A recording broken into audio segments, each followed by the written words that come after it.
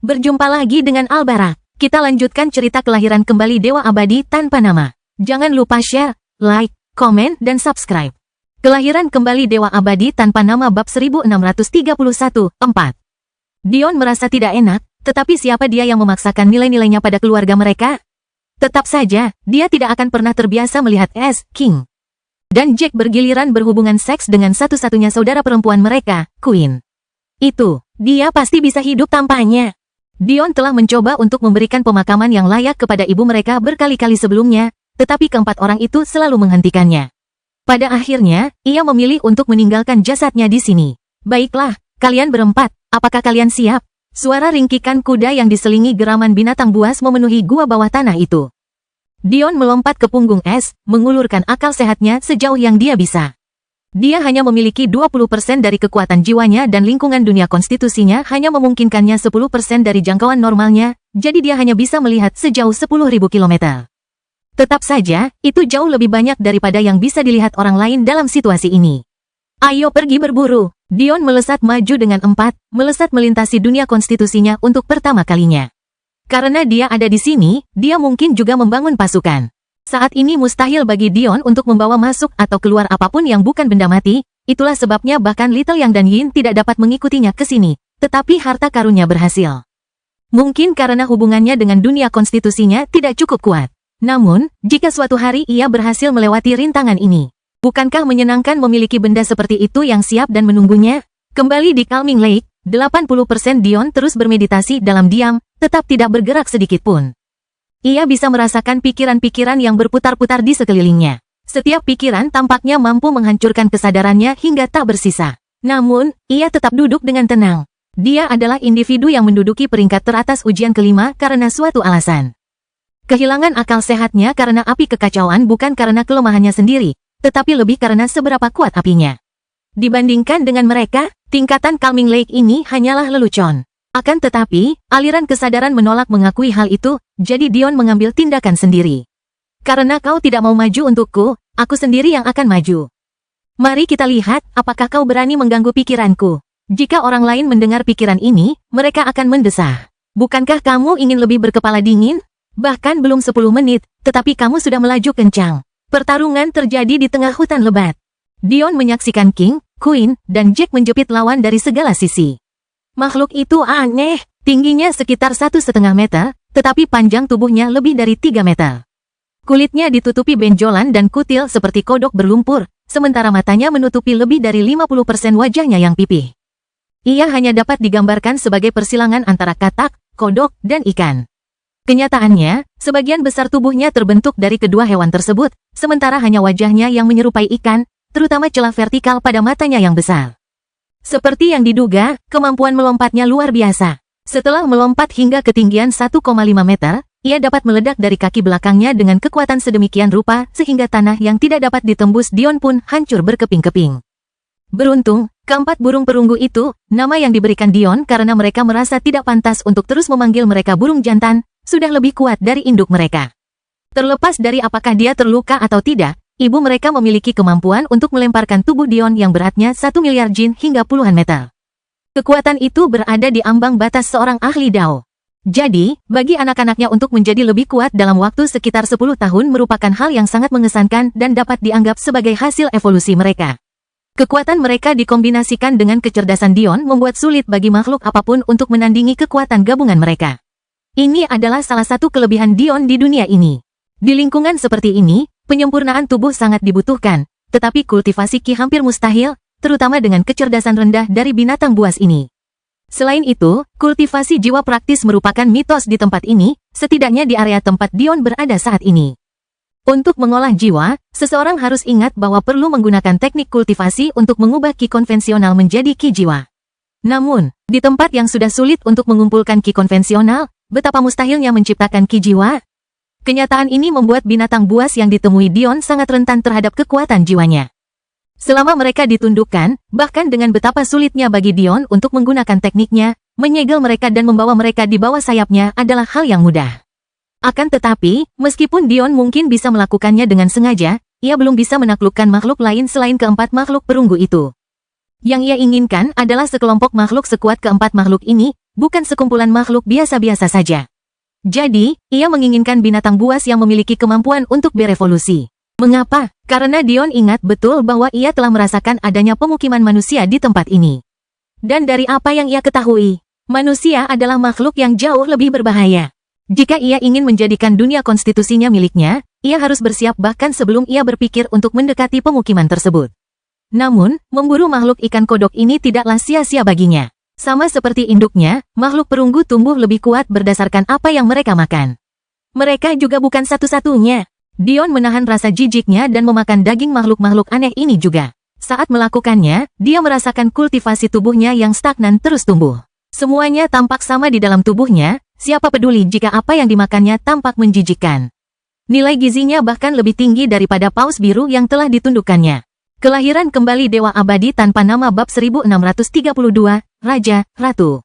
Raja, Ratu, dan Jack berubah menjadi garis-garis perunggu, mengembangkan sayap mereka untuk menghalangi pendakian ikan katak. Pohon-pohon di hutan ini sangat kokoh, tidak patah bahkan setelah ibu si perunggu menendang tubuhnya yang berbobot 1 miliar jin menjadi satu. Jadi, Dion tahu akan terlalu berbahaya untuk membiarkan si katak ikan mulai menggunakannya sebagai batu loncatan. Makhluk perunggu tidak memiliki kemampuan untuk terbang, mungkin karena mereka terlalu berat dan sayap mereka belum cukup kuat. Namun, mereka dapat menggunakan teknik melompat dan meluncur di bawah kendali Dion. Seperti semua yang lain, ikan katak itu pun jatuh di bawah gigi, tanduk dan sayap tajam si perunggu. Dion memberikan lebih dari 90% daging mayat kepada mereka berempat, dan hanya mengambil apa yang bisa dicernanya sebelum pertempuran berikutnya. Ia dikenal sebagai pemakan yang hebat, tetapi seperti daging embrionik infernal beas, daging ini juga sulit dicerna oleh Dion. Namun, saat itulah ia mulai mengamati perunggu itu dan alisnya terangkat karena tertarik. Mereka mengedarkan darah mereka berdasarkan naluri untuk mempercepat pencernaan. Tampaknya Ratu memiliki jalur tambahan. Jika tebakanku benar, jalur tambahan tersebut membantu selama kehamilan. Jalur tersebut memungkinkannya untuk menyimpan dan memampatkan energi yang akan dikeluarkan alih-alih menyebarkannya ke dalam tubuhnya sendiri seperti yang pernah dilakukan ibunya untuknya. Selain tertarik, Dion tidak merasakan hal lain. Lagi pula, binatang dan manusia tidak memiliki jalur pembuluh darah yang sama.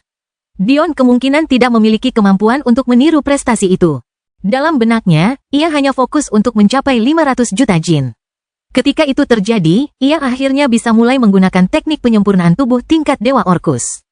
Namun, saat itulah ia membeku dan menatap tubuhnya sendiri. Dia baru saja mengamati keempat orang yang sudah kecoklatan itu, tetapi daging yang dimakannya sudah dicerna sebelum dia menyadari apa yang terjadi. Seharusnya tidak secepat itu. Saat itulah Dion menyadari, jalan Titan dimaksudkan untuk mengubah wujud manusia yang lemah menjadi wujud binatang yang kuat. Tampaknya dia tidak menganggapnya secara harfiah sebagaimana mestinya.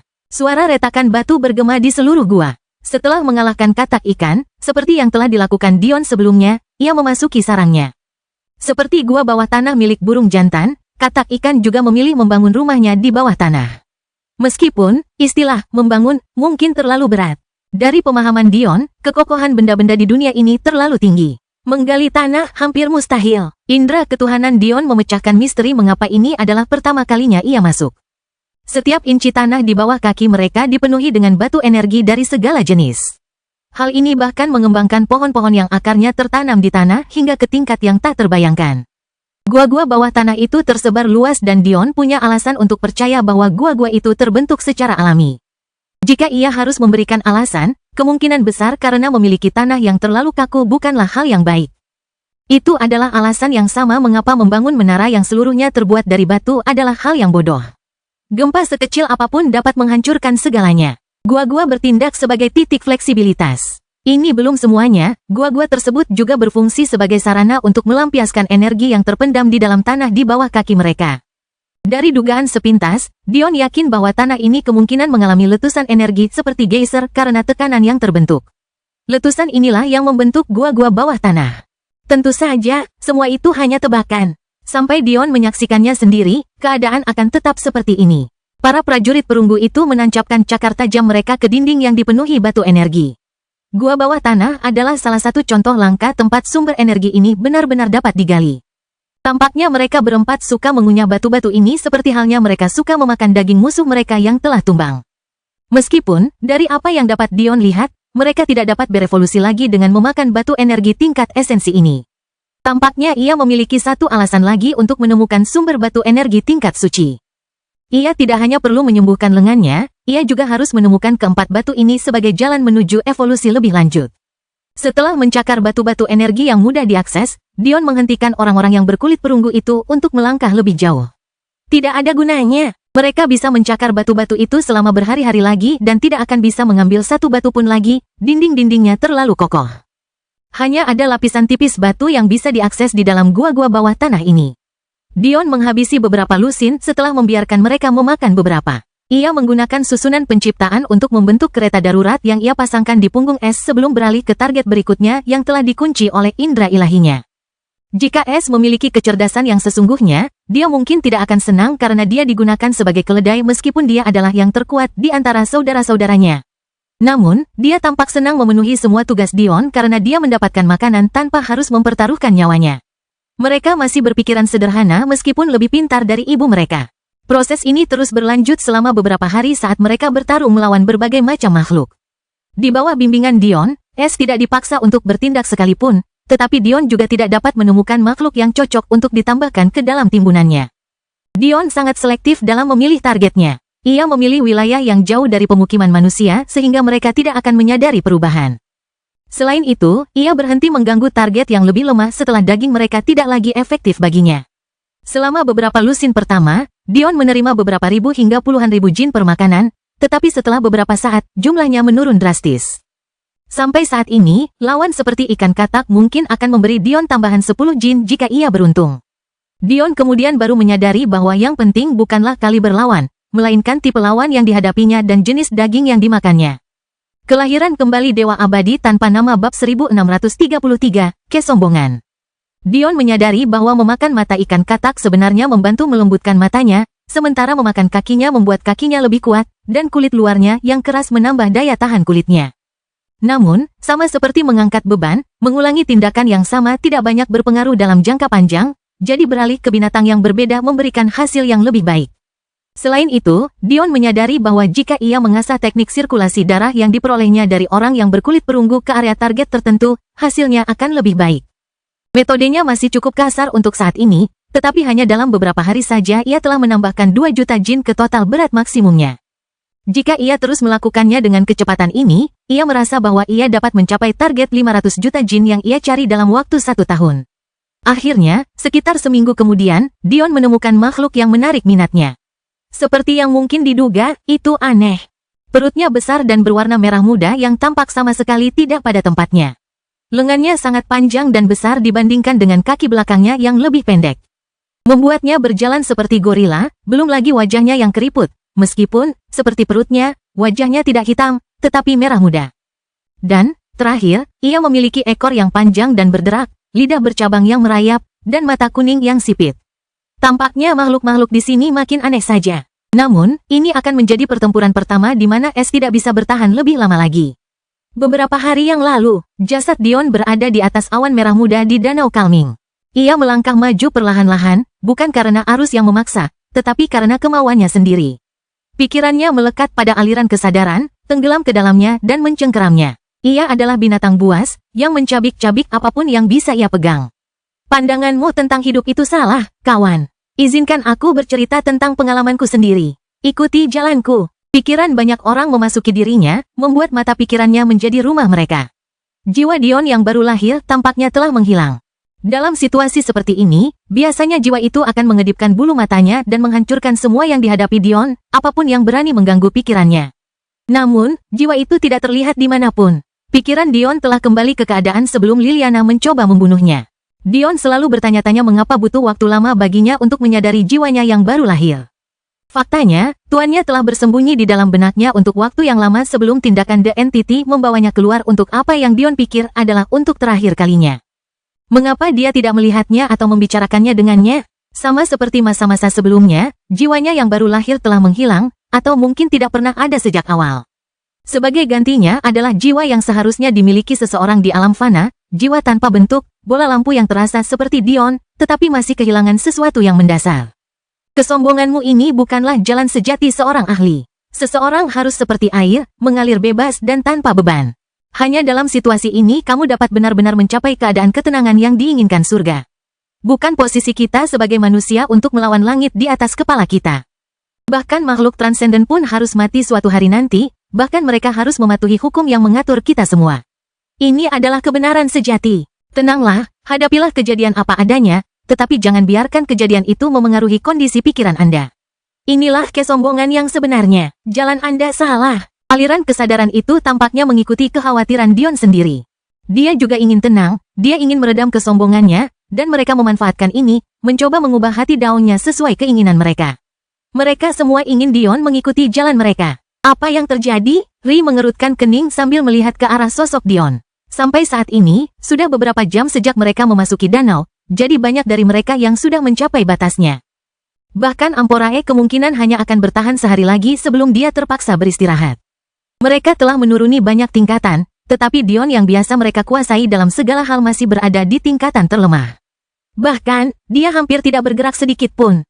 Bahkan Valet, yang terbangun jauh lebih awal dari mereka, telah membuat kemajuan besar dengan tekad barunya, melampaui Dion dan memasuki tingkatan berikutnya. Tentu saja, Valet adalah naga kristal meskipun garis keturunannya tidak aktif. Tempat ini secara praktis diciptakan untuknya. Namun, perbedaan ini terlalu besar untuk dijelaskan dengan begitu sederhana. Mereka semua mulai khawatir pada Dion. Bukankah tubuh kakak laki-laki itu agak ilusi? Tanya Zaire.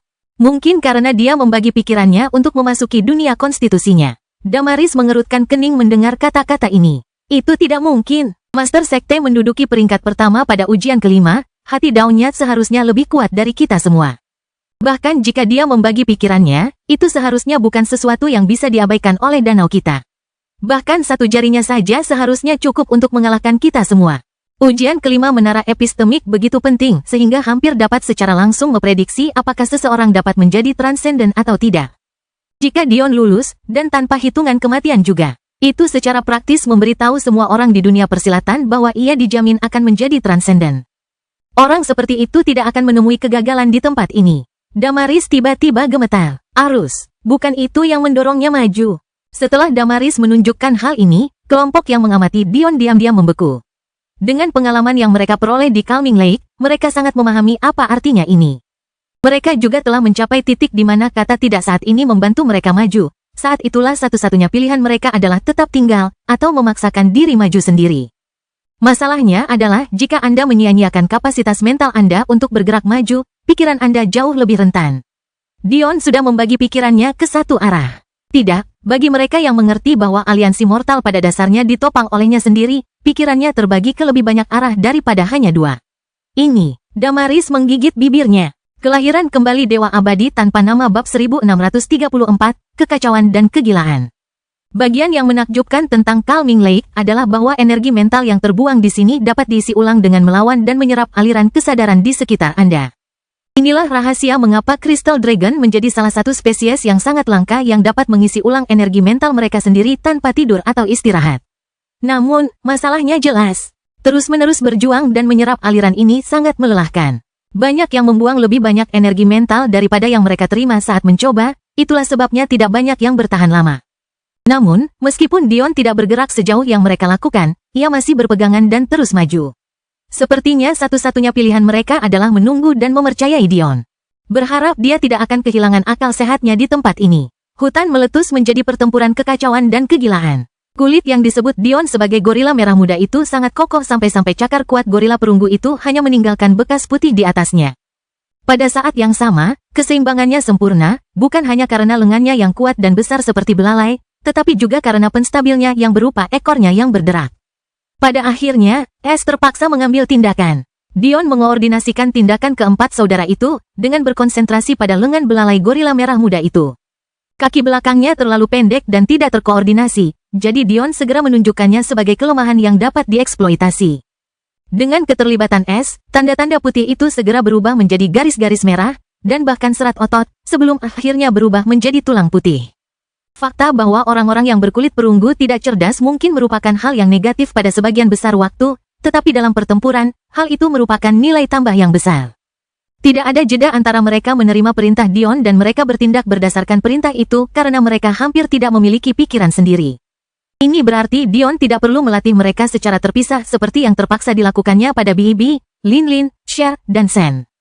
Dion juga menyadari bahwa apa yang dimintanya dari mereka tampaknya tertanam dalam memori otot mereka. Kecerdasan mereka rendah, tetapi tampaknya bakat mereka dalam bertempur dan insting mereka sangat tinggi. Gorila merah muda itu segera jatuh, tetapi Dion berhati-hati untuk memastikan bahwa tidak ada serangan mereka yang mengenai perutnya yang merah muda. Jawabannya terungkap saat Dion memerintahkan es untuk merobek perutnya. 6 makhluk yang terbungkus dalam kantung transparan seperti telur jatuh satu persatu. Mereka tampak tertidur pulas. Jika Dion benar, tidak akan lebih dari beberapa hari sebelum gorila merah muda itu melahirkan. Dan itu berarti, Dion menoleh ke arah gua bawah tanah yang tidak terlalu jauh. Namun, ia segera kecewa. Seperti yang diharapkan, rute yang diambil burung jantan itu tidak normal. Ia menempuh jarak yang lebih jauh dari yang biasanya ditempuh burung jantan. Burung jantan itu telah memampatkan energinya selama 10 tahun. Meskipun hasil akhirnya menjijikkan, prosesnya sendiri patut dipuji. Dion dapat membayangkan tingkat rasa sakit dan penderitaan yang diperlukan untuk menanggung hal seperti itu selama itu. Meskipun lebih kuat dari burung jantan, gorila merah muda itu tidak memiliki tekad yang sama. Ia telah memampatkan energinya untuk waktu yang jauh lebih singkat sebelum melepaskan energinya yang terkompresi. Akibatnya, energinya tidak setingkat dengan burung jantan dan masih dikategorikan sebagai tingkat esensi. Namun, jika aku menggunakan semuanya, itu seharusnya sudah cukup. Ini jelas merupakan kelas esensi yang lebih tinggi daripada yang dapat ditemukan di dalam gua bawah tanah di daerah ini. Dion mengirimkan kehadirannya yang menyatu dengan indera ilahi ke depan. Ia memahami bahwa di dunia ini, karena tubuh adalah yang terpenting, kehadiran juga harus sangat efektif. Dengan memancarkan kehadirannya, ia mampu mengendalikan Ki dengan jauh lebih baik. Dan, mengingat bahwa Ki ini dimaksudkan untuk ditelan oleh anak-anak gorila merah muda, lebih mudah untuk mengendalikannya sejak awal. Lengan kanan Dion mulai terasa geli, memisahkan Ki tipe suci dan merestrukturisasi dirinya sendiri. Setelah beberapa jam bermeditasi, Dion akhirnya bisa memegang lengannya sendiri lagi. Energinya tidak cukup untuk merekonstruksi lenganku ke kekuatan sebelumnya dan membentuk meridianku. Kabar baiknya adalah lengan Dion masih memiliki kekuatan yang sama seperti sebelum ia. Kabar buruknya adalah Ki tipe suci di sini tidak cukup untuk merekonstruksi meridian tingkat dewa sejati miliknya, sesuatu yang mungkin sudah diduga. Namun, itu tetap merupakan anugerah besar. Jika ia dapat menemukan tumpukan pupuk lain, sesuatu yang menurutnya jauh lebih baik untuk mengalihkan perhatiannya dari fakta bahwa itu sebenarnya adalah tumpukan kotoran. Dengan kaliber ini, ia dapat mulai membangun meridiannya sekali lagi. Menurut perkiraan Dion, sekitar 3-5 akan cukup untuk merekonstruksi 9 meridiannya yang hilang. Setelah menyelesaikan tugas itu, Dion beralih ke 6 karung. Bayi-bayi itu, meskipun tidurnya tenang, juga memiliki penampilan yang agak tidak menyenangkan. Sama seperti bayi-bayi yang berkulit kecoklatan, mereka memiliki ciri-ciri yang tidak dimiliki ibu mereka, baik karena mereka berasal dari ayah mereka, atau karena ada beberapa gen yang tidak aktif yang teraktivasi karena penyatuan ibu dan ayah mereka. Mereka memiliki ekor, seperti induknya, tetapi ekornya melengkung seperti kalajengking. Bahkan, ujung ekornya yang runcing lebih mirip pisau daripada sesuatu yang seharusnya ada pada organisme hidup. Mereka juga memiliki wajah keriput yang sama dengan ibu mereka. Tetapi hidung mereka yang pesek menonjol keluar, sehingga mereka tampak seperti babi dan lebih ditekankan oleh telinga mereka yang terkulai. Tubuh mereka adalah satu-satunya ciri khas ibu mereka yang masih tersisa, berwarna merah muda. Yah, itu dan lengan mereka yang seperti binaragawan. Namun, kaki belakang mereka digantikan oleh 6 kaki yang mirip serangga atau arachnida, sehingga mereka memiliki total 8 anggota badan dan 1 ekor. Dion berpikir untuk menyingkirkan mereka, tetapi kemudian dia menyadari ada metode yang lebih baik. Dalam kondisi ini, bayi-bayi tersebut siap untuk menyerap energi. Jika dia mulai memberi mereka energi tipe suci dalam kondisi ini, mereka kemungkinan akan berevolusi jauh lebih cepat daripada yang berwarna perunggu. Alih-alih menunggu bertahun-tahun, mungkin hanya beberapa minggu saja sudah cukup bagi mereka untuk melampaui level mereka saat ini. Setelah berpikir sejauh ini, Dion segera bertindak berdasarkan instingnya, memberi bayi-bayi gorila kalajengking tempat di kereta dorong es yang semakin panjang. Kelahiran kembali Dewa Abadi tanpa nama bab 1635, waktu. Hari-hari terus berlalu. Sekarang, Dion telah menghabiskan 250 juta jin dan dengan cepat mendekati batas dari apa yang dapat dicapainya dengan binatang buas kaliber ini. Tidak seperti sebelumnya, ini adalah batas yang sebenarnya. Dia beruntung bisa mendapatkan 1 atau 2 jin setiap kali dia makan sekarang. Namun, kabar baiknya adalah bayi-bayi gorila kalajengking itu telah tumbuh dengan pesat. Mereka masing-masing membutuhkan kereta mereka sendiri sekarang meskipun masih berada di dalam kantung telur transparan mereka.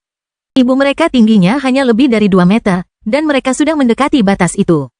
Karena Dion menyaring ki tipe suci untuk mereka, dikombinasikan dengan bantuan telur mereka, kemampuan mereka untuk tumbuh sangat baik. Dion menyadari bahwa hal yang sama juga terjadi pada makhluk yang berkulit perunggu. Ketika Dion pertama kali melihat mereka, mereka sangat kecil. Baru setelah ibu mereka sembuh dan dapat memburu mereka lagi, mereka tumbuh besar secara eksplosif. Tampaknya makhluk-makhluk di dunia ini memiliki potensi pertumbuhan yang sangat besar. Namun, Dion menemukan sesuatu yang aneh. Jika makhluk-makhluk sekaliber ini muncul di realitasnya, mereka setidaknya akan berukuran beberapa puluh meter, tetapi binatang-binatang ini cukup kompak meskipun sangat kuat. Dia bertanya-tanya apakah ini terkait dengan proses penyempurnaan tubuh mereka. Atau mungkin ukuran mereka yang kecil adalah alasan mengapa mereka begitu kuat. Selain itu, seperti halnya gorila-gorila yang sudah kecoklatan sebelumnya, gorila-gorila kalajengking mulai berevolusi perlahan-lahan ke ketinggian yang lebih tinggi. Meskipun mereka tidak bisa dianggap secantik gorila-gorila yang sudah kecoklatan, kantung telur mereka mulai memancarkan tekanan yang membuat jantung Dion berdebar-debar. Awalnya, kulit yang menutupi hidung mereka yang seperti babi mulai menutupi tubuh mereka dengan cepat. Ini adalah transformasi yang mengkhawatirkan bagi Dion, tetapi ia memutuskan untuk menjalaninya sampai akhir. Ia tidak selalu ada di sana untuk orang-orang yang berkulit gelap, jadi ia tidak tahu apakah ini hal yang baik atau tidak. Pada akhirnya, ini menjadi hal yang sangat baik. Kulit berwarna merah muda melapisi setiap inci tubuh mereka kecuali ekor dan kaki kalajengking. Setelah itu, bulu-bulu hitam tipis dan tajam tumbuh untuk melapisi daging tebal mereka. Kemudian, ekor kalajengking mereka mulai berubah. Cangkang keras berwarna hitam yang menutupi mereka menjulur ke atas. Tulang belakang mereka segera terbungkus oleh pelat baja hitam. 6 kaki kalajengking mereka bergeser. Alih-alih tetap menjadi kaki, kaki-kaki itu melengkung ke dalam, menjadi 3 pasang pelindung tulang rusuk. Tubuh lebar gorila kalajengking itu kini bersinar dengan cahaya yang mengancam, pelindung tulang rusuk mereka tampak hampir seperti baju besi ksatria hitam. Ini adalah transformasi lain yang mengkhawatirkan bagi Dion. Meskipun hal itu memberi mereka pertahanan yang jauh lebih tinggi daripada ibu mereka, mereka tidak lagi memiliki kaki. Mereka hanya memiliki 2 pasang lengan tebal yang sekarang dilapisi daging merah muda yang sebagian tersembunyi oleh rambut hitam yang tajam dan halus. Namun, saat itulah gen yang ditekan yang mereka peroleh dari ibu mereka muncul sekali lagi. Ekor kalajengking mereka memanjang lebih panjang dan lebih lebar. Saat itulah panjangnya bertambah dari sekitar 2 meter menjadi sekitar 4 meter. Bagian bawah mereka menjadi 4 kali lebih tebal daripada anaconda terbesar. Sehari sebelum 6 gorila kalajengking terbangun, transformasi terakhir mereka terlihat di wajah mereka. Ciri-ciri mereka yang seperti babi menjadi lebih menyeramkan. Kerutan gen gorila mereka melebar keluar hingga menghilang, memperlihatkan 2 gading seperti babi hutan. Namun, gading ini tidak normal. Mereka memiliki ribuan lubang kecil yang mengeluarkan racun. Tak lama kemudian, lempengan kalajengking yang mulai menutupi tulang belakang mereka meregang ke atas sekali lagi, hingga ke leher dan bagian belakang kepala mereka. Akhirnya, lempengan itu membungkus wajah mereka dalam pelindung mata dan helm yang mengancam dari rangka luar baja hitam. Satu-satunya yang masih tersisa dari wajah mereka sebelumnya adalah taring hitam panjang berbisa yang meneteskan asam, dan mata sipit vertikal berwarna kuning mereka. Makhluk-makhluk ini jelas tidak cantik, tapi kekuatan mereka. Aku akan memanggil kalian ular kobra. Mata Dion berbinar saat ke-6 ular kobra itu keluar dari kantung cairan mereka dan melahap sisa-sisa mayat ibu mereka. Kelemahan terbesar ibu mereka adalah lengannya yang kuat sama pentingnya untuk menyerang seperti untuk mobilitas dan stabilitasnya. Namun, ular kobra dapat berdiri tegak seperti ular, membebaskan lengannya untuk serangan kuat yang seharusnya mereka lakukan. Dengan penambahan ular kobra, efisiensi Dion meroket. Meskipun ia harus membagi makanan lebih banyak, mereka dapat menantang lebih banyak dan mengalahkan lebih banyak dalam waktu yang sama. Namun, Dion tidak dapat tidak memperhatikan bahwa dari ke-6 ular kobra itu, hanya 1 yang betina. Kalau dipikir-pikir, dari yang berwarna perunggu, hanya 1 yang betina juga. Mengingat hanya ada 4 anak yang berkulit kecoklatan, itu tidak cukup untuk membuat orang mengangkat alis. Itu masih dalam kemungkinan. Namun, lebih tidak mungkin bahwa di antara 6 anak, hanya 1 yang berjenis kelamin perempuan. Biasanya, Dion akan menunggu ukuran sampel yang lebih besar sebelum mengambil kesimpulan apapun. Tetapi saat ia menyadari betapa sulitnya menemukan tumpukan induk, ia jadi paham bahwa ini bukan sekadar kelangkaan betina hamil, tetapi kelangkaan betina, titik. Entah mengapa, dunia ini melahirkan lebih banyak jantan daripada betina. Ini akan menjadi masalah besar jika Dion berencana untuk meningkatkan populasi ular perunggu dan ular kobra. Dion merasa sudah saatnya meninggalkan area ini. Dia bisa melihat 10.000 kilometer di sekitarnya dengan jelas, jadi dia tahu tidak ada yang layak baginya untuk tinggal di sini kecuali dia mulai mendekati pemukiman manusia. Sebenarnya, Dion telah mengamati manusia ini secara diam-diam untuk waktu yang lama. Sama seperti binatang buas di sini, mereka cukup bermutasi, tetapi tidak dengan cara yang tidak senonoh. Mereka lebih besar dan lebih tinggi, mungkin karena adaptasi terhadap lingkungan seperti ini. Dion juga memperhatikan bahwa binatang buas tidak mendekati pemukiman manusia meskipun manusia tersebut sesekali pergi untuk berburu sendiri. Kelahiran kembali Dewa Abadi Tanpa Nama bab 1636, Si Suci. Senjata mereka kasar. Seperti yang bisa dibayangkan, mengumpulkan sumber daya di lingkungan ini sangatlah sulit. Bahkan Dion hampir tidak bisa membuat penyok di pepohonan di sekitarnya. Begitu sulitnya sehingga pikiran untuk menempa senjata dari mereka terlalu tidak realistis untuk dipikirkan. Karena keterbatasan ini, senjata mereka berubah bentuk dan ukurannya karena harus dikumpulkan bersama-sama. Dari apa yang dapat dilihat Dion, mereka kebanyakan menggunakan cabang-cabang pohon yang tumbang di sekitar. Selain itu, vegetasi sangat langka. Dunia ini seharusnya memiliki berbagai macam tanaman herbal spiritual baru dan yang sudah punah yang dapat dimanfaatkan Dion, tetapi selain pepohonan yang kokoh.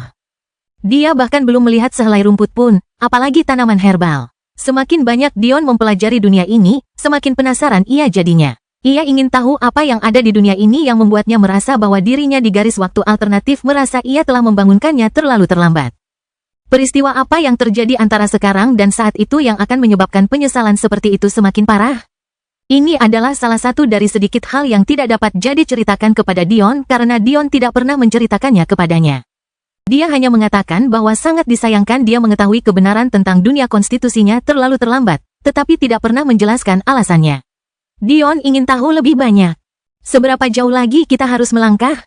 Dion duduk di atas Queen, mencoba memutuskan langkah selanjutnya. Ia memutuskan bahwa karena betina lebih berharga, lebih baik jika Queen dan ular kobra betina tetap bersama Dion sementara para jantan bertempur di garis depan. Dion mengabaikan sumber air, jika memang bisa disebut demikian. Sungai dan danau yang masuk ke dalam jangkauan indera ilahinya lebih tepat disebut perangkap kematian daripada yang lainnya. Ia melihat lebih banyak manusia mati saat mengambil air daripada yang pernah dilihatnya saat berburu daging. Dia bahkan tidak bisa terbang di dunia ini karena hukum-hukum anehnya, dia mungkin akan tenggelam seperti batu jika dia mencoba berenang. Binatang yang lebih kuat harus memimpin jalan. Seperti ini, Dion mulai melatih indranya terhadap yang kuat. Meskipun ia berpikir untuk melatih indera ilahinya untuk menahan tekanan dan mendorong keluar, ketidakseimbangan dalam tubuh dan jiwa Dion sudah terlalu besar. Jika ia melakukan ini, tubuh aslinya tidak akan mampu menahannya lagi. Namun, ada sesuatu yang dapat dilakukannya. Manipulasi energi tidak terbatas pada ki konvensional, tetapi juga dapat dilakukan dengan ki jiwa. Bagi Dion, karena kehadirannya menyatu dalam setiap aspek keberadaannya, lebih mudah baginya untuk melakukan ini daripada bagi orang lain. Biasanya, tambahan kendali yang diberikan kehadirannya kepadanya tidaklah penting dalam skema yang agung karena bakat jiwanya sudah sangat luar biasa, tetapi di dunia ini, di mana segala sesuatunya lebih sulit, itu sangatlah berharga. Indera ketuhanan Dion dapat dibayangkan sebagai bola besar dengan Dion di tengahnya. Pada dasarnya, jangkauan 10.000 km sebenarnya merujuk pada radius 5.000 yang menempatkan Dion sebagai pusatnya. Meskipun, bergantung pada tanah di bawah kakinya atau zat yang harus dilihatnya, jangkauan ini dapat dibatasi. Bola ini melambangkan pengaruh jiwa Dion terhadap lingkungan di sekitarnya. Namun, pengaruh ini dapat dimanipulasi dengan berbagai cara. Dion dapat menggeser bola tersebut sehingga ia berdiri di tepi, bukan di tengah, sehingga ia dapat melihat lokasi secara umum dengan lebih jelas. Ia dapat mengubah perubahan bola tersebut, meratakannya menjadi cakram dan memperluas pandangan membujur dan lintang. Ia bahkan dapat memusatkan semuanya menjadi satu berkas untuk memperoleh pandangan yang jelas terhadap satu garis dalam satu arah. Mengapa Dion tidak pernah melakukan ini sebelumnya? Jawaban sederhananya adalah tidak ada gunanya. Jangkauannya biasanya sangat luas sehingga tidak perlu melakukan hal sejauh itu. Lebih baik mendapatkan pandangan holistik dari lingkungan sekitar daripada melakukan itu. Apakah dia benar-benar perlu melihat lebih jauh dari 500.000 km? Selain itu, memanipulasi jiwanya seperti ini memudahkan orang lain untuk menyadari indera keilahiannya melewati mereka ketika biasanya kendali jiwanya jauh di atas orang lain sehingga mereka tidak pernah memiliki kesempatan ini. Namun kini, situasinya berbeda. Dunia ini begitu berbahaya sehingga Dion bahkan tidak berani bertarung. Ia hanya bisa mengandalkan para perunggu dan ular kobra. Kalau dipikir-pikir lagi, ia sangat beruntung bisa bertemu dengan burung jantan dan menjalin hubungan awal dengan bayi-bayinya seperti yang dilakukannya. Merekalah alasan ia bisa melangkah sejauh ini. Dion menarik napas dalam-dalam, memejamkan mata. Jiwanya terpusat pada dirinya sendiri, menyusut dengan cepat. Seperti yang diduga, jauh lebih sulit untuk mencapai hal ini di sini, tetapi bakat Dion bersinar terang. Matanya terbuka dalam sekejap, seberkas ki jiwa melesat menembus udara. Mata Dion membelalak, ki jiwanya menghilang karena keterkejutannya. Astaga, dunia konstitusiku adalah medan perang kuno. Jika Dion tahu bahwa Abraxas telah mengakhiri perang alam abadi pada hari ia membangunkan tubuh berlian titannya, baru sekarang ia mengerti alasannya. Detak jantung Dion tidak tenang untuk waktu yang lama. Ketika dia menyadari betapa seriusnya situasi ini, kakinya menendang sisi tubuh Queen saat dia dengan cepat membawa mereka ke lokasi baru. Mereka tidak bisa tinggal di sini, mereka harus pindah, dan mereka harus bergerak cepat. Seperti yang dipikirkan Dion sebelumnya. Salah satu alasan mengapa dia tidak memanipulasi ki jiwanya dengan cara ini adalah karena berfokus pada perubahan akan mengganggu aliran normalnya. Hal ini memungkinkan mereka yang sebelumnya tidak menyadari indera keilahiannya untuk melakukannya. Dalam keadaan normal, Dion yakin bahwa bahkan seorang ahli Dao Puncak tidak akan merasakan indera keilahiannya jika dia tidak menyelidiki mereka secara gegabah dan selama mereka tidak mengaktifkan true domain mereka. Namun, baru saja, bukan hanya satu, tetapi beberapa individu pasti telah merasakannya. Secara logika, jika indera ketuhanannya disederhanakan menjadi matematika volumetrik sederhana, memusatkan inderanya ke dalam satu berkas akan memberinya jangkauan yang luar biasa. Volume bola berdiameter 10.000 km kira-kira sama dengan volume silinder dengan radius 5 km dan tinggi 7 miliar km. Kelahiran kembali Dewa Abadi tanpa nama bab 1637, diputuskan. Sayangnya, Dion tidak dapat mengendalikan ki jiwanya sejauh itu dari tubuhnya, tidak peduli seberapa hebat bakat jiwanya. Jadi, teknik sinar ini membatasi dirinya untuk meningkatkan jangkauannya sekitar 100 kali. Artinya, jangkauannya yang 10.000 km menjadi 1 juta km. Apa yang dilihat Dion dalam waktu sesingkat itu membuatnya menyadari situasi macam apa yang tengah dihadapinya. Permukiman manusia di sekitarnya hanyalah puncak gunung es. Bahkan di satu arah yang dituju Dion, masih banyak lagi, begitu banyaknya hingga pikirannya terasa mati rasa. Bagaimana Dion sampai pada kesimpulan yang dimilikinya? Untuk menjawab pertanyaan itu, pertama-tama kita perlu memahami apa sebenarnya medan perang kuno itu. Itu adalah tanah yang menghubungkan awal waktu dengan masa kini, dan masa kini dengan masa depan. Itulah penjelasan yang selalu diberikan oleh mereka yang tidak tahu banyak tentangnya. Namun, apa sebenarnya artinya ini? Iman, itu adalah salah satu konsep paling misterius di dunia persilatan, namun juga salah satu yang terpenting di saat yang sama. Namun, klan yang telah mengumpulkan sejumlah besar iman tetap bangkit dan jatuh seperti yang lainnya, bahkan para elf perkasa pun jatuh, begitu pula para malaikat yang tak terkalahkan. Dan bahkan para titan yang tak tersentuh. Semuanya jatuh tanpa kecuali. Sederhananya, medan perang kuno adalah tanah para kegagalan, klan-klan yang telah kehilangan tempat mereka di dunia nyata dan dipaksa datang ke sini dan menjalani neraka abadi. Ketika Dion pertama kali bertemu dengan kura-kura surgawi dan kera surgawi, dari mana mereka berasal? Bukankah mereka mengatakan bahwa mereka baru saja datang dari medan perang kuno? Mereka juga, seperti semua yang lain di sini, adalah pecundang. Meski begitu, tidak semua orang bisa bebas masuk dan keluar dari medan perang kuno seperti yang bisa dilakukan oleh makhluk surgawi. Bahkan, mengatakan bahwa mereka bisa melakukannya dengan bebas adalah pernyataan yang berlebihan. Sebaliknya, mereka bisa melakukannya, tidak seperti yang lain, jika mereka bersedia membayar harga yang pantas. Setelah bersembunyi di medan perang kuno selama bertahun-tahun, para kura-kura dan kera surgawi memilih untuk pergi karena mereka tahu medan perang akan segera runtuh.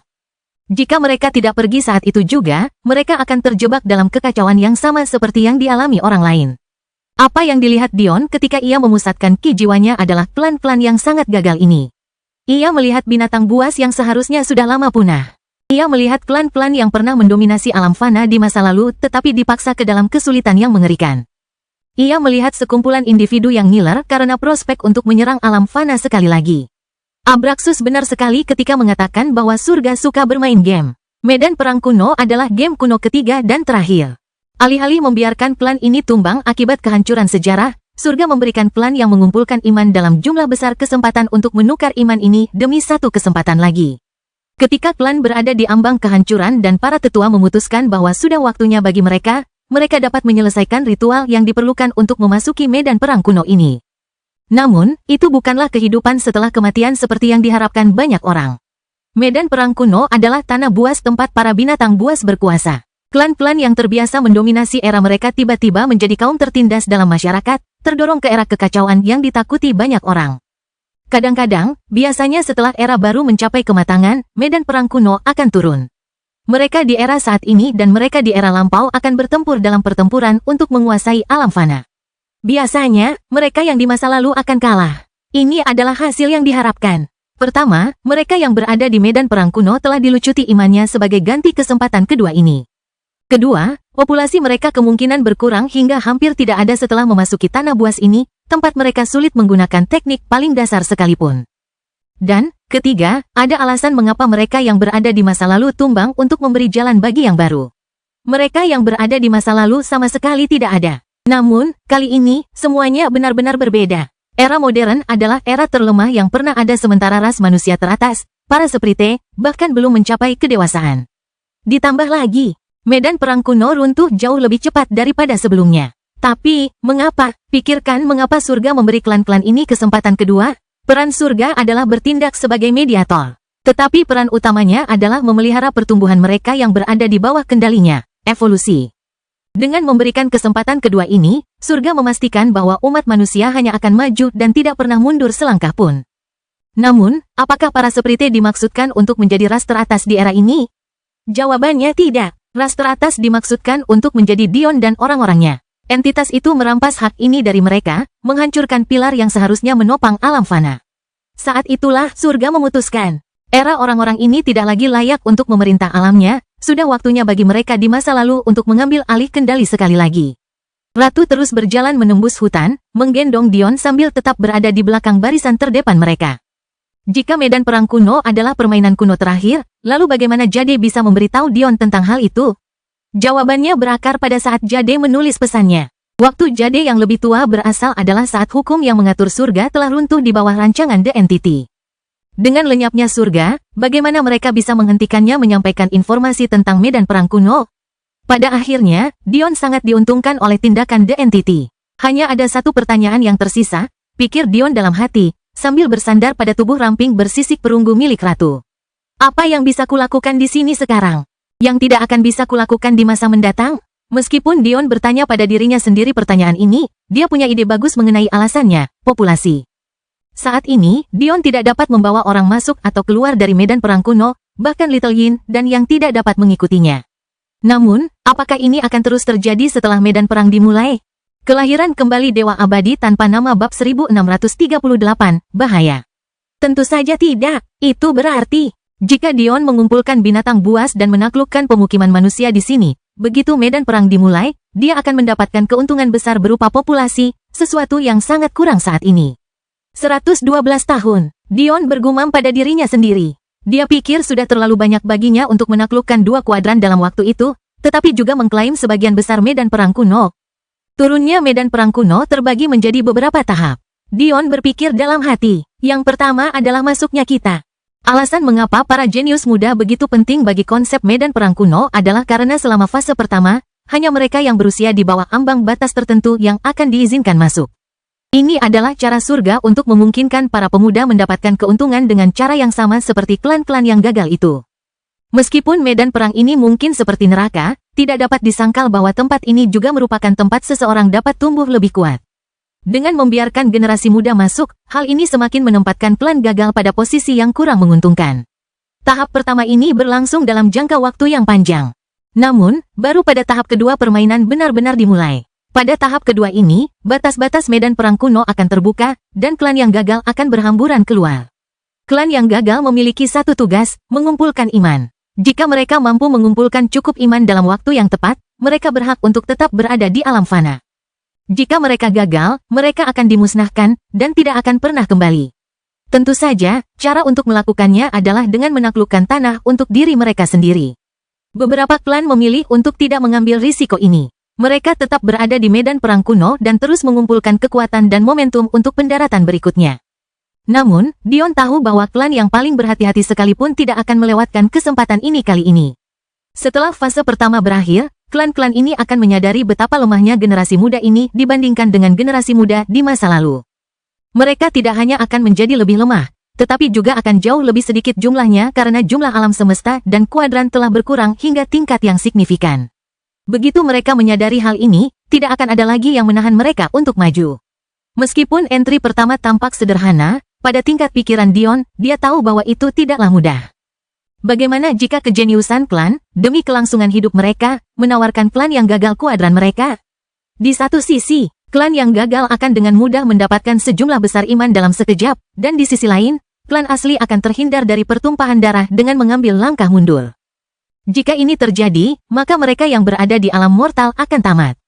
Mereka akan bertarung secara internal melawan mereka yang hanya mencari keuntungan bagi diri mereka sendiri, dan secara eksternal melawan musuh baru.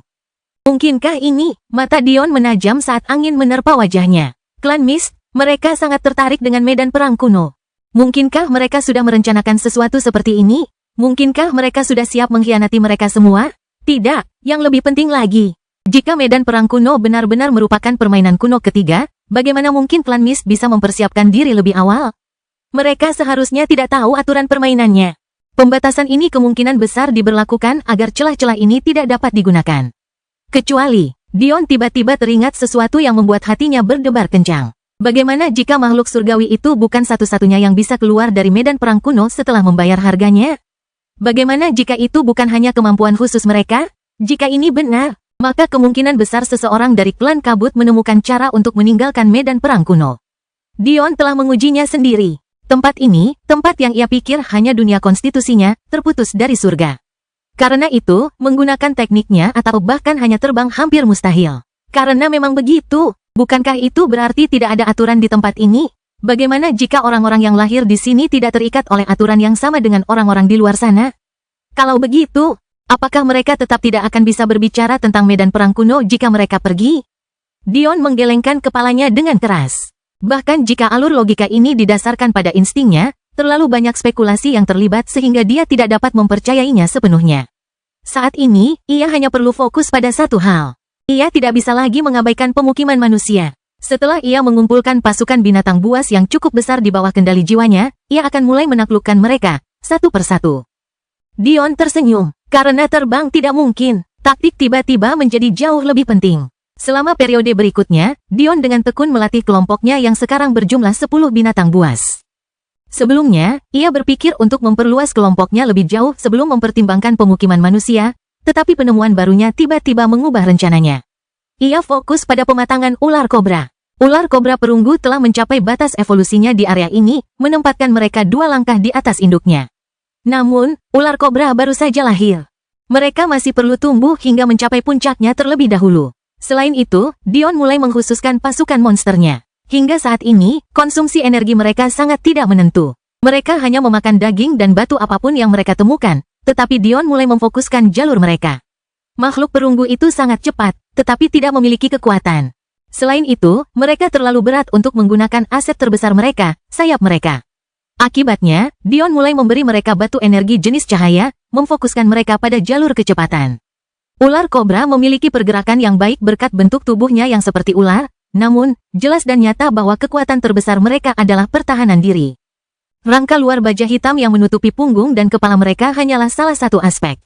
Yang lainnya adalah kulit mereka yang kasar dan bulunya yang tajam. Kulit merah muda yang tumbuh dari wajah mereka untuk menutupi tubuh mereka sangat tebal, membuat kulit mereka lebih tebal dari pertahanan ibu mereka. Namun, bulu hitam tipis dan tajam yang menutupinya adalah bahaya yang sebenarnya. Kelahiran kembali Dewa Abadi tanpa nama bab 1639, pikiran. Melawan kobra secara langsung adalah tindakan bodoh. Satu serangan dapat mengakibatkan banyak lubang yang lebih kecil dari yang dapat dilihat mata yang merobek kulit, tulang, dan otot Anda. Mengetahui hal ini, tidak mengherankan Dion dapat mengambil jalan pintas untuk mereka. Yang perunggu memakan semua batu jenis ringan yang mereka kumpulkan dari penyerbuan gua-gua bawah tanah, sementara ular kobra memakan batu jenis tebal. Dion tahu bahwa ada banyak jenis energi lain yang bisa dimanfaatkan. Namun, sepertinya area ini hanya memiliki tipe energi suci, terang, dan berani. Namun, bahkan jika dia memiliki lebih banyak, itu tidak akan jadi masalah mengingat dia belum menemukan sarang bayi baru lahir lain untuk dimanfaatkan. Seperti ini, ular kobra perlahan tumbuh menuju kedewasaan. Sayangnya, tubuh utama Dion tidak mengalami perkembangan yang mulus. Meskipun Calming Lake adalah surga sejati tidak seperti medan perang kuno, namun di sana tersembunyi neraka yang jauh lebih buruk. Wajah Dion tetap tenang, tetapi ada perang yang terjadi dalam pikirannya. Lepaskan kesombongan itu, jalan konyol macam apa yang ingin kau tempuh? Apa kau tidak ingin bersikap tenang dan penuh perhitungan? Orang seperti ini tahu kapan harus menyingkirkan kesombongannya dan menundukkan kepala seperti yang diharapkan dari tingkat pertama dan paling sederhana, serangan itu mendekati kekanak-kanakan. Apakah mereka benar-benar percaya bahwa mereka dapat meyakinkannya dengan cara ini? Pikiran mereka dangkal dan tidak berdasar. Tingkat kesadaran ini tidak akan pernah bisa menggoyahkan Dion. Pikiran Dion mulai mencakar ke depan, mencabik-cabik semua orang yang ditemuinya. Wah, tidak ada yang salah dengan kesombongan. Terima saja, tertawalah setinggi langit, bahkan jika itu berarti kehilangan kepala karena hujan darah. Akan tetapi, ada serangan yang lebih tertanam kuat, serangan yang benar-benar diyakini oleh sebagian besar Dion. Ia ingin menjadi orang yang dapat bertindak sesuai keinginannya dan tetap menemukan jalan menuju kemenangan, tidak peduli rintangan apapun yang dihadapinya. Tidak peduli masalah apapun yang dihadapinya. Bukankah dia memang sudah seperti itu? Bukankah itu sebabnya dia tidak bisa menumbuhkan jiwa yang tak terkalahkan? Dia begitu percaya diri sehingga dia tidak pernah meragukan kemenangannya. Pikiran Dion kacau balau saat ia berjuang melewati kesadaran demi kesadaran. Ia tidak tahu jalan mana yang harus diambilnya. Dia tidak ingin meninggalkan dirinya dan mentalitas yang membawanya ke tempat ini. Tetapi pada saat yang sama, dia masih merasa harus berubah. Perasaan yang ia rasakan hari itu, saat ia mengetahui nyawa Clara dalam bahaya dan Madeline berjuang demi dirinya sendiri. Saat itu ia berpikir Amporae akan mati bersama adik laki-laki dan perempuannya. Ketenangan yang mencekam saat ia berpikir ia akan kehilangan segalanya karena kesombongannya. Hari itu, tidak. Beberapa minggu itu, ia merasa seolah-olah semuanya ada di telapak tangannya dan lepas dari tangannya pada saat yang bersamaan. Ia telah kehilangan segalanya, tetapi ia juga telah memperoleh segalanya. Ya, itulah jalan bela diri sejati, yang membuang segalanya untuk mendapatkan segalanya. Jika Anda tidak peduli pada apapun, Anda dapat tetap tenang menghadapi kematian. Buanglah cinta dan keluarga, buanglah bahkan keinginan untuk mempertahankan hidup Anda sendiri, hanya dengan begitu Anda dapat mencapai puncaknya. Ekspresi tenang Dion pecah sebelum pulih. Orang yang transenden harus belajar melakukan ini. Transenden berarti melepaskan hal-hal yang fana. Anda harus menyaksikan istri Anda, orang tua Anda, anak-anak Anda, semuanya, mati tanpa perasaan atas kehendak surga. Jika hati Anda terguncang oleh kejadian-kejadian seperti itu, bagaimana Anda bisa layak untuk transenden? Ada ketenangan yang datang dengan melepaskan segalanya, dengan berada di atas segalanya. Anda harus memahami perasaan ini sekali lagi. Perasaan tenang yang memungkinkan Anda mencapai segalanya. Dion tidak menyadarinya, tetapi dalam fokusnya, dia telah jatuh ke tingkat kedua Calming Lake dan serangan di jalannya menjadi semakin ganas. Sudah lebih dari seminggu. Apakah ini aman? Ri tidak bisa melupakan Dion. Dia tampak tenang dan tenteram, dan bahkan berhasil naik ke tingkat berikutnya. Tetapi pertempuran terus-menerus seperti ini tidak akan menyehatkan bagi siapapun untuk bertahan dalam jangka waktu yang lama. Batasan bagi kebanyakan orang, bahkan para ahli Tao, adalah sekitar beberapa jam hingga sehari. Hanya mereka yang memiliki kemampuan khusus seperti Lila yang terbiasa mendengarkan pikiran orang lain secara terus-menerus yang dapat bertahan selama ini. Namun, kasus Dion adalah sesuatu yang belum pernah mereka lihat sebelumnya. Dia seharusnya tampil paling buruk di antara mereka, karena baru saja memasuki tingkat kedua setelah sekian lama, tetapi daya tahannya tidak seperti apapun yang pernah tercatat. Siapa yang peduli jika Anda melaju pelan jika Anda mampu bertahan begitu lama? Aku tidak tahu. Damaris menggigit bibir merah mudanya. Kita hanya bisa percaya pada ketua sekte. Calming Lake seharusnya bukan tempat yang berbahaya. Ada banyak sekali tempat perlindungan. Yang tidak dikatakan Damaris agar Ri tidak semakin khawatir adalah bahwa perlindungan ini hanya efektif jika orang yang dimaksud menerima bantuan mereka. Banyak naga dari klannya telah mati dengan arogan karena percaya bahwa mereka tidak membutuhkan bantuan apapun. Dan dia merasa bahwa kesombongan Dion lebih besar daripada kesombongan mereka. Amporae, setelah terbangun dari meditasinya di Calming Lake, tetap diam sambil mengamati Dion. Pada akhirnya, dia berbalik untuk pergi. Seperti yang dikatakan Damaris, dia hanya bisa menaruh kepercayaannya pada Dion. Suku Melo, klan yang gagal dari akhir periode Chaos Era. Sebenarnya, mereka sudah menyerah untuk menapaki jalan menuju alam mortal sekali lagi. Melo bahkan bukan nama klan asli mereka, itu adalah nama suku yang terpaksa mereka ambil karena mereka kehilangan hak atas nama asli mereka. Nama-nama suku ini merajalela di pinggiran medan perang kuno.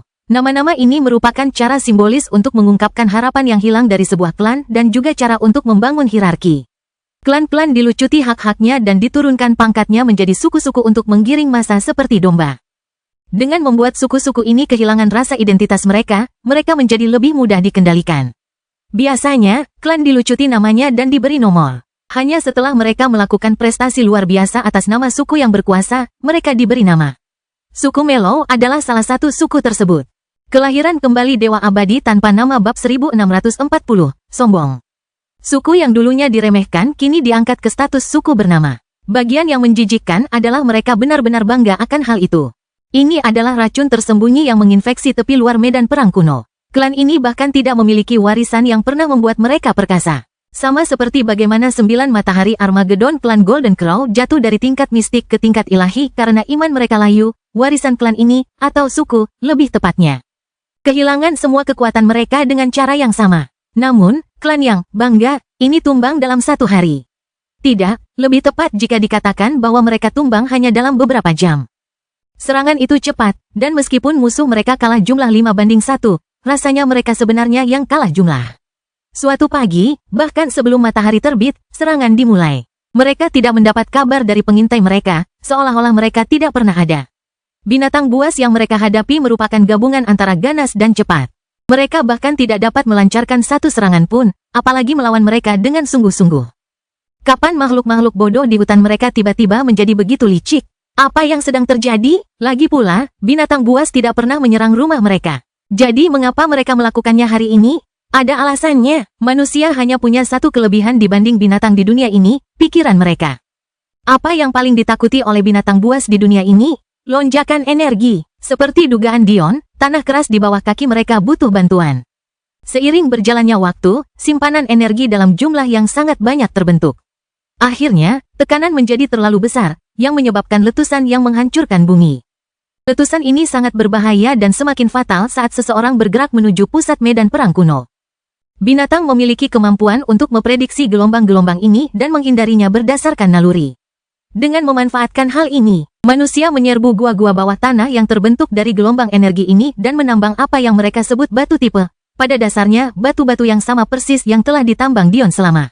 Mereka kemudian dapat menyusun batu-batu ini dalam suatu formasi untuk meniru tanda energi dari gelombang energi yang akan datang, sehingga menjauhkan binatang buas.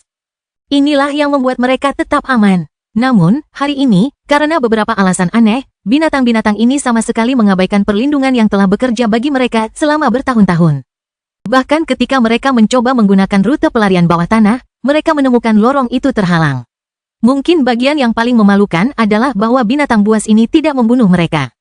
Sebaliknya, mereka mempermainkan mereka. Dari awal hingga akhir, selain beberapa tulang yang patah dan memar, mereka tidak mengalami korban jiwa.